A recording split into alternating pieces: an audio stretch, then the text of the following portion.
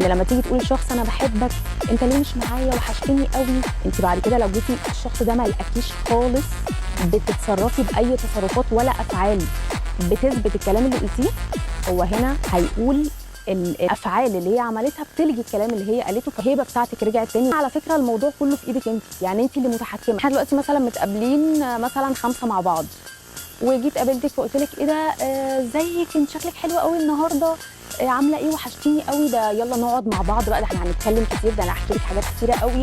جينا قعدنا مع بعض، لقيتيني ان انا بكلم كل الناس ما عدا انت، مركزه مع كل الناس ومتجاهله وجودك تماما، حتى لما بتتكلمي ما ببصش حتى انت بتقولي ايه. هنا انا عملت ايه في كلمه وحشتيني؟ لغيتها خالص. في مواقف انا بقولها للناس تعملها بتعيد الموقف إيه من اول وجديد. يعني